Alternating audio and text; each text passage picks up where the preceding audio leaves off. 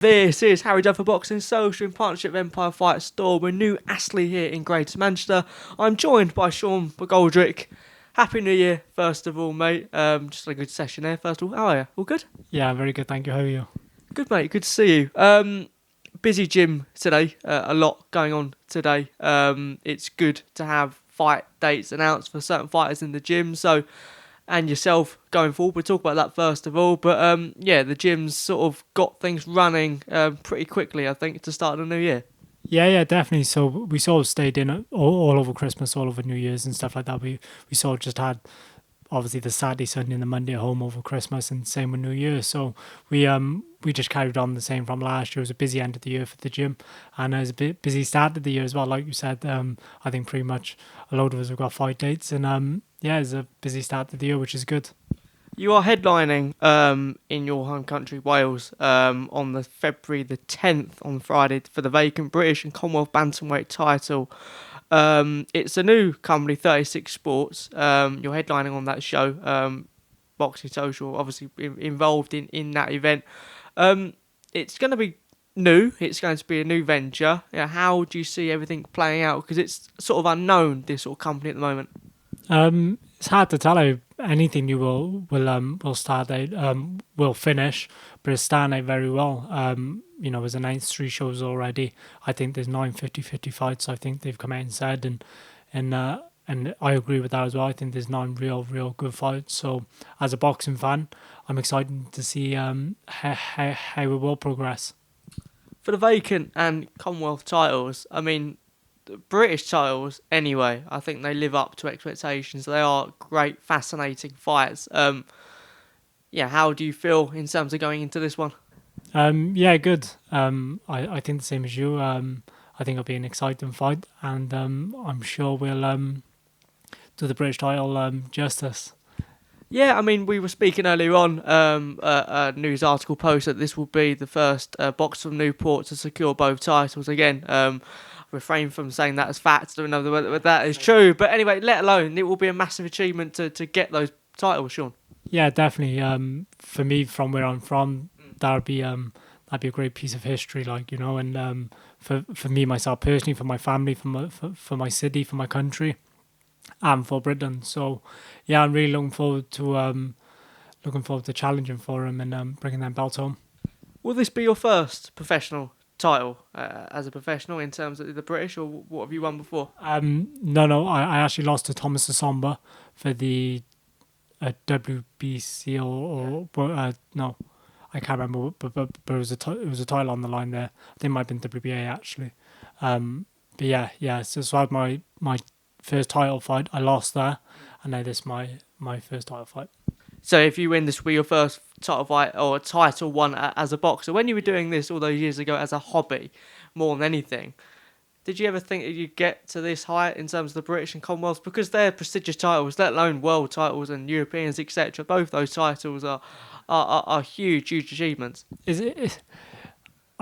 I think you only realise the importance of them as you go through boxing. So when I was first starting off, you're just doing it as a bit of fun.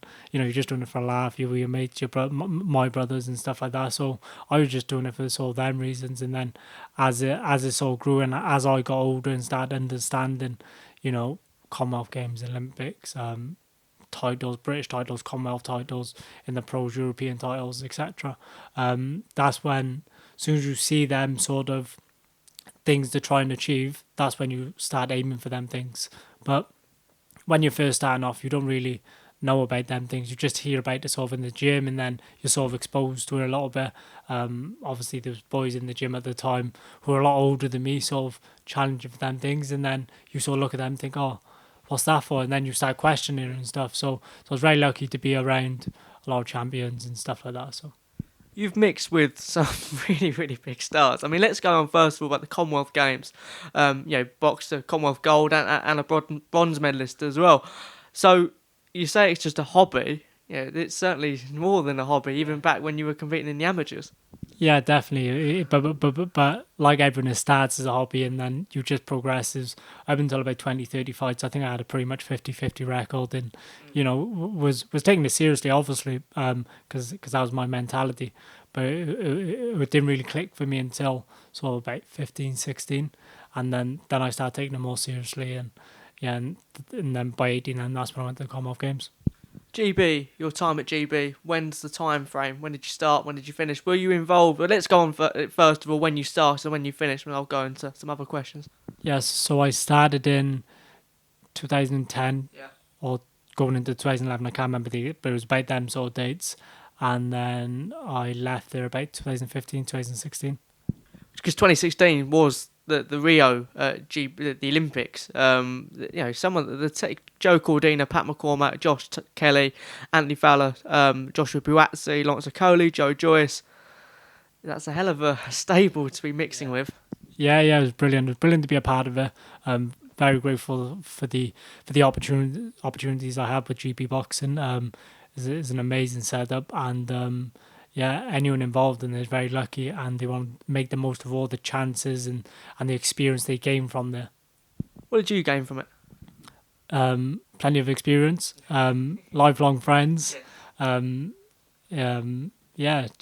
Just everything I sort of got now is from GP Boxing, so to speak. Obviously, it's not from GP Boxing; it's from my home club, and then it's from the Welsh amateur team, and then it's from GP Boxing. So there's obviously a stepping stone which I've gone through throughout my life. All my success was in my later years was all done with GP Boxing. It's pretty what's the word? But it's not every day or every week or every month that you get huge boxing events in Wales. Were you surprised that they went over there to have this fight? The fight in Cardiff? Yeah, to be honest, yeah, because just a few weeks ago there was two Welsh boys boxing for the British title in Bolton. So Welsh boxing fans are crying out for for shows, for big shows and big fights to come to Wales, and they've kept the small shows quite busy. There was two just before Christmas which I boxed on, or one I boxed on and one the following week, but all of them fights were all 6 or 8 rounders or 4 rounders, so there was no title fights on there. But with this show coming to Cardiff now, I think I think it brings a new excitement to Welsh boxing, if you like. With title fights on big, massive, British title, down in Wales, a few weeks ago or 2 months ago, it was in Bolton, So it's brilliant, it's fantastic, it's in Wales. I'm really pleased for Welsh boxing fans. For me, is obviously I got to stay focused. Is a big plus for me, but I got to stay focused on the job at hand and not let that sort of thing affect me in any way. Scott Allan, what do you know about him? So we've done a bit of video on him and stuff. He's a good fighter. He's game. Good hand speed. He's a good fighter. If you are successful, because you've done this traditional route, let's say you've done well in the amateurs, now the British, the Commonwealth. Next arguably is the European. Would that be the next step if you're successful? Yeah. One step at a time, though. One step at a time. Just talk about this fight. This fight first. My full focus, 110% on Scott Allan. He's got my full attention. I wouldn't disrespect him like that. He's a good fighter. And when I beat him, then we'll look at what's next. Been through that traditional route, and a lot of what we saw last week was a lot about the YouTube influencer boxing side of the sport. A lot of people were, in terms of the mismatches, in terms of the way it's regulated. What are your thoughts on it? Because I'd like to know from someone that's been through the traditional sense, is going through boxing in the traditional sense. I mean, arguably,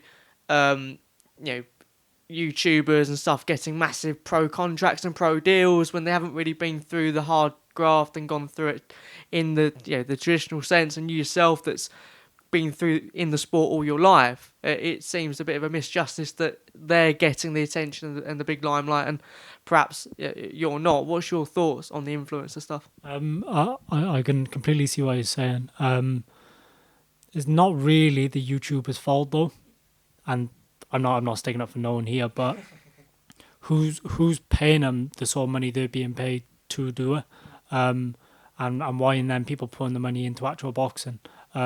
I think I'm not calling the YouTubers fighters when I say this, but a lot of people always point the finger at fighters in boxing, I mean now in normal boxing, and I think that's happening over there. A lot of people are pointing the finger at the YouTubers. You know, when realistically, who's paying the money is people tuning in. Is it, you know, and if more people are watching that than actual boxing, is that really the YouTubers' fault? Like, do you know what I mean, and more people want to watch them than actual boxing. You know, and is it? There's a lot more questions than answers in my opinion. I don't agree with it. If you ask my honest opinion, because I think it's an accident waiting to happen. But at the same time, I don't blame them.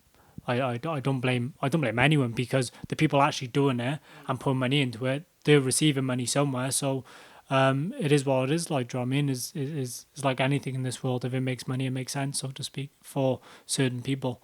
So it's unfortunate for boxing that we can't sort of draw that crowd. I wonder if there's a market for me to turn into a YouTuber, for boxers to turn into YouTubers. I don't know. I don't even know how you do it, like, you know. But it is, you know, to be fair to them, they could have picked an easier sport as well. You know, but I know how hard boxing is. I know how hard you got to train. Jesus, they could have picked something easier. I don't know what's easier. I know that's up for debate, what's easier than boxing, but I'm sure they could have picked an easier sport than getting punched in the head, like, you know. But fair play to them again, and they're having to go. Don't agree with it.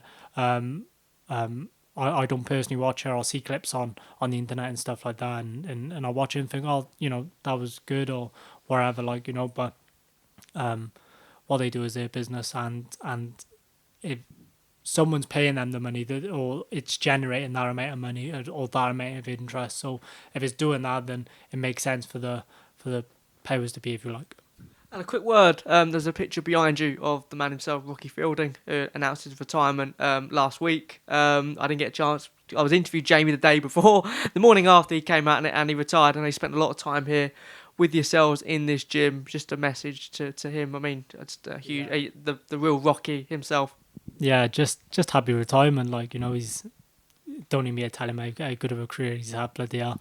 But you should know that sort of everyone sort of, the lads coming through look up to people like Rocky, and he sort of set the standards, set the pathway, maybe. I think I'm not sure what word I'm looking for here, but he sort of set the way for all British boxers going through, like, you know, and he done it all as well. So happy retirement.